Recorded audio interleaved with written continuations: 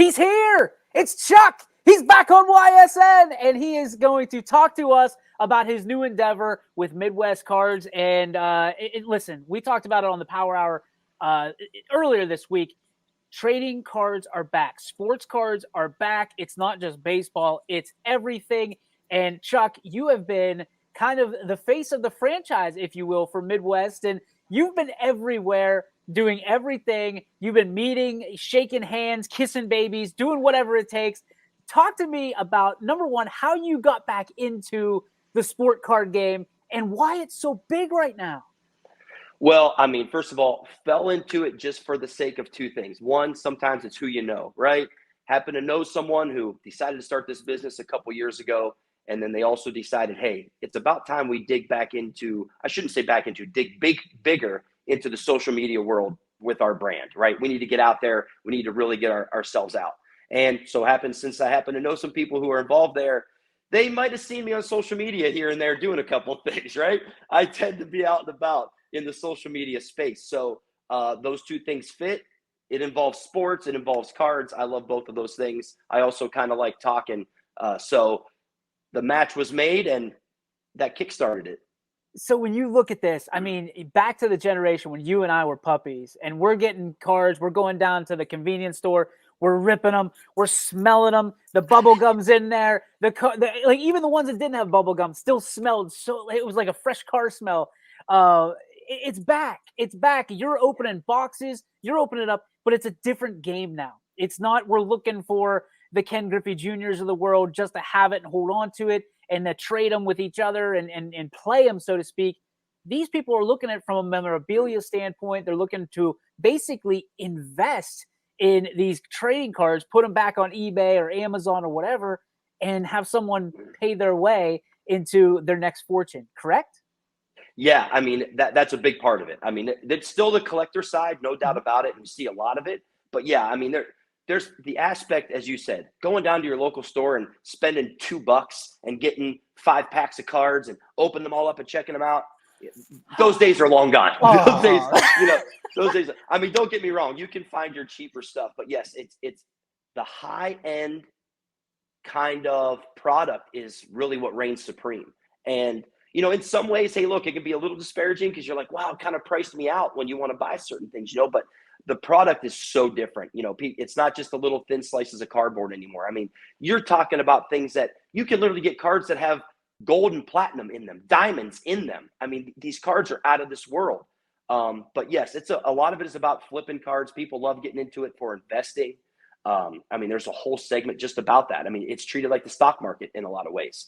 Where you're like, hey, look, I can buy this card today. I got to pick the right guy. Let me get the right card, the right situation, hold it maybe for a month or two. Hey, it might double in value by then. Or sometimes it's bigger investments. Sometimes can I make $3, but do that 200 times in a week? I mean, it all ranges, all sizes. It's absolutely just a bigger thing than I ever could have wrapped my head around when I jumped back into it a few months ago. Is this a generational thing where, the kids that, collected them as kids now have some money as adults and we want to, do this with our kids now? 100%. It is so much what you see of guys our age are just like, wait, these are cool again? I have a real job. I can buy stuff. Let's do this. And they're ready to jump in and buy it now. And it's great though, because then you see they're bringing their kids in. Their kids are already now their kids are hooked, right? I mean, as you mentioned, not only is the hobby back in a big way, but it looks like that's only going to lead to it carrying on for as long as we can see right now. And this is something that's not just us. Like I'm seeing 10-year-olds with card breaks going on and, ripping open the cards, ripping open the packs, all that stuff. But I was so interested because I watch everything you do naturally. But appreciate it. The one that I saw, you opened up a pack of, I believe it was Topps Pristine. And it was like you had cards that were already like in protectors that were autographed, that had pieces of jersey. Like you said, these aren't necessarily what you're looking at anymore, where you're just hoping to get a guy that starts on a roster somewhere. Like right. You're spending like I guess the question is, what's the amount that I should expect to spend on trading cards nowadays? I mean, that's one of the most popular questions you get is all the time. Like, oh, I see you're back in the cards. How much does a pack of cards cost? Literally, you can buy a pack of cards for $5, or you can buy a pack of cards for $300. I mean, it varies just like anything, right? You can go buy a car for $1,000, or you could buy one for $500,000. So it's all in what you get.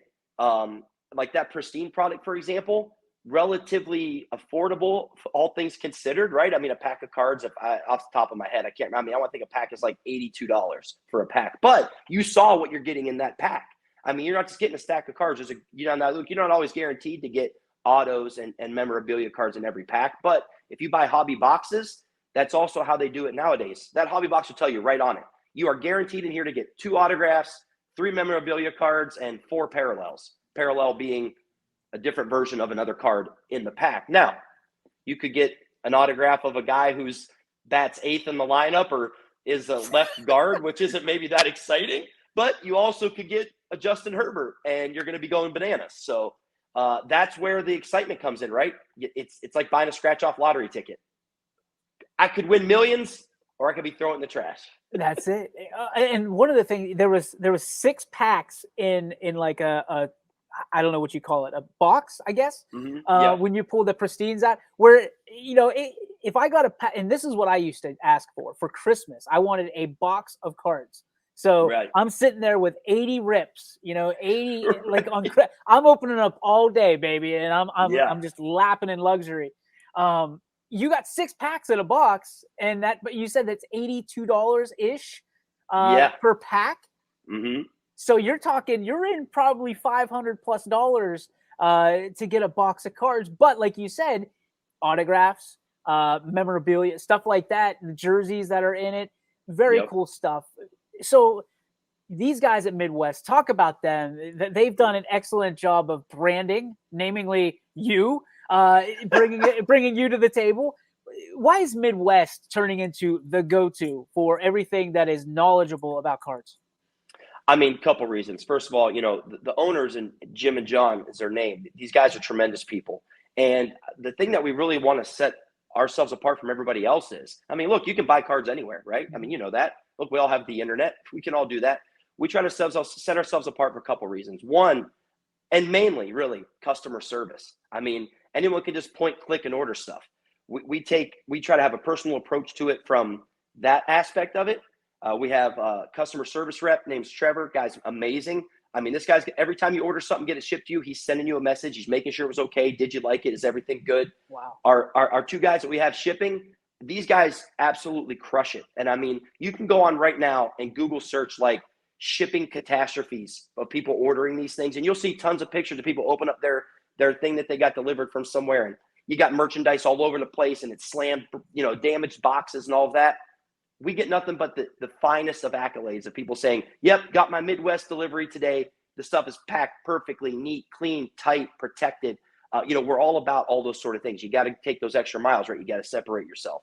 And hey, like you said, it doesn't hurt to have me talking for you, right? I mean, who am I to complain about that, right? Never. You're our guy. I mean, like for us, you've been a part of the YSN family for years now. We're so proud of you, what you've done. Obviously, this is just another kind of notch in the belt for you as far as we're concerned, but you're very prideful of it, and I'm very excited for you. So the question I have for you to wrap up this portion of the interview, is this another trend, or do you see this staying on for a little bit longer? Like, I don't want to go out and buy $600 worth of cards and then they're not worth anything. Like, oh, I don't know, these ones that we have. No. So, and I tell you what, here's something that really opened my eyes.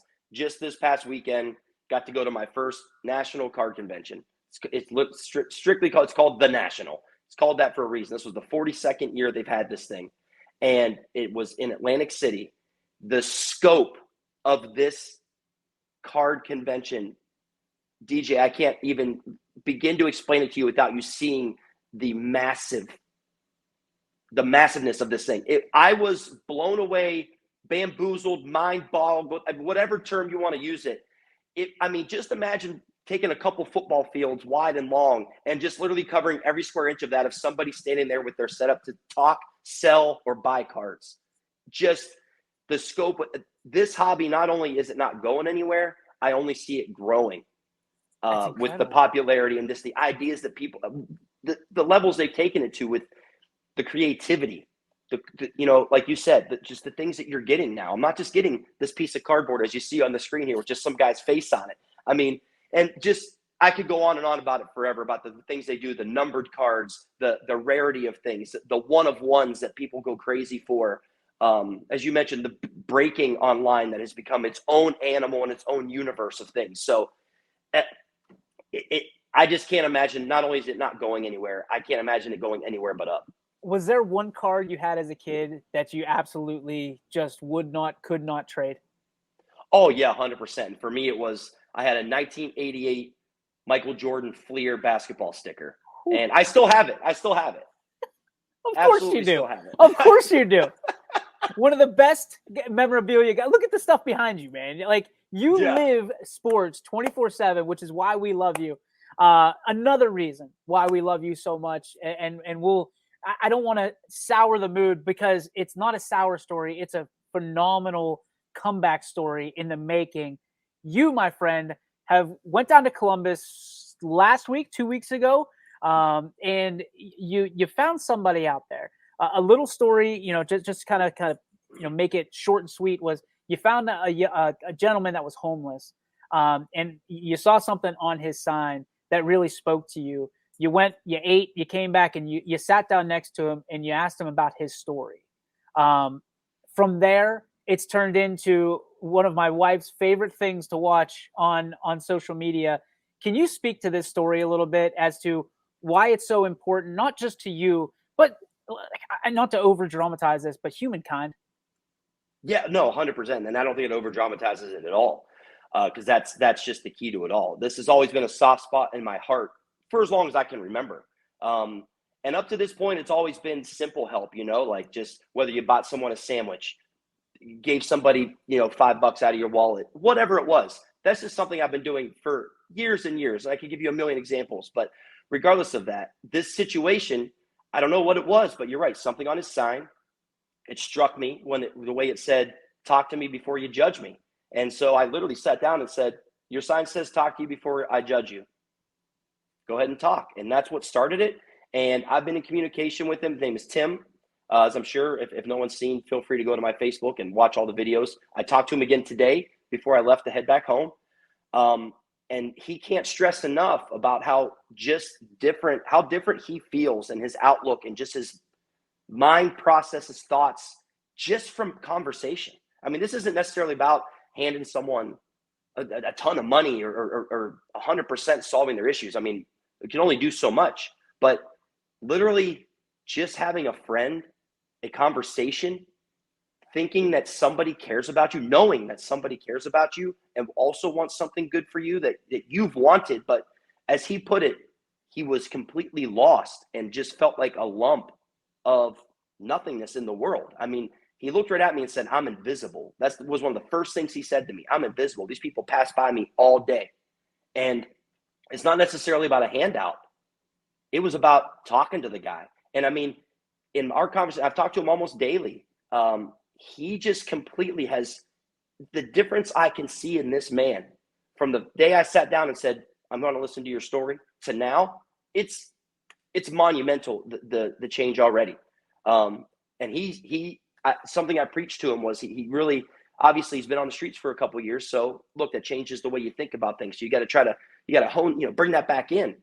And he'd get overwhelmed with things. And something I preached to him that first day was, "Hey man, one thing at a time. We can only all do one thing at a time. So let's pick a couple problems, let's put them on a list, and let's start to solve them." And so I thought one of the most important things was step one, let's get you an ID, right? We already know, I know who you are now, Tim, you know who you are. We got to make sure that you can show people who you are to move forward in life. And he agreed. I got him some information. He has an appointment on Monday where he goes to start the process with a place that's going to help him do it. So I said, that's step one. And he has bought into that process, which is so important. And he said it again to me today. He said, because he does have a phone that he received. He gets a free phone that he's able to use. And he cracked the screen. And he said, that would have floored me. That would have totaled me a month ago. He goes, now I just know that I just have to fix it.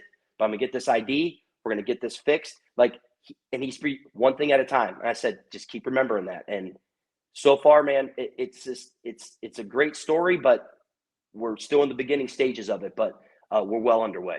Dude, I'm enthralled. I love it. I commend you on everything you do. But dude, you are such a good-hearted person. I've never asked you anything that you said no to, and I'm sure there's many more stories like that we can all make a difference instead of just walking on by.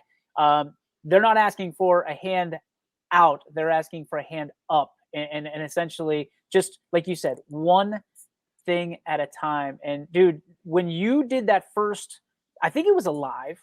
When you did that first live, people started donating money to you, and you were able to give him $500. I was able to give him $500, which he used to stay in a motel for a week, and he almost was like sad to tell me about it because he's like, "I'm sorry, but it used most of the money." And I said, "You deserve to sleep in a bed and have a roof over your head for a little while. Yeah, you deserve it. Don't you regret that for a minute?" And look, be honest, the donations haven't stopped. I got actually more today from a great person reached out, was willing to help. I was able to get with Tim to help him out and help him go on a little longer. Like I said, the process is long, but we're on our way. dude, just congratulations across the board. Congratulations on being one of the best human beings that I know. If anybody knows you, Thanks. it's probably the same thing. If people want to find you in Midwest Cards, how do they do that? Yeah. So Midwest Cards is pretty simple. MidwestCards.com. I mean, that's where it's at. That's where it starts. We're on pretty much every social media platform. If you search Midwest Cards, you should find us. Like Instagram is Midwest Cards HQ. Find us there. But for the most part, you'll be able to find us just with a simple Google search. And you'll just see more of me all over the place because that's where I'm at. That's where I'm living these days. If people want to find you personally and follow the story with Tim?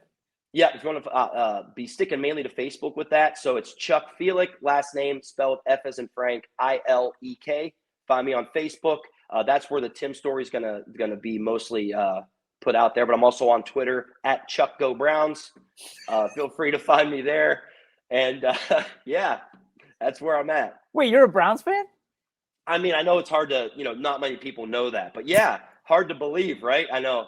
I keep it hidden so well, Way under the radar. way under the radar. No, seriously, one of the biggest Cleveland fans I know, one of the biggest sports fans I know. Chuck, thanks for hanging out with me for a little bit. Appreciate your story. Love what you're doing on both sides of the coin, professionally and personally. Thank you so much, and we'll talk again soon.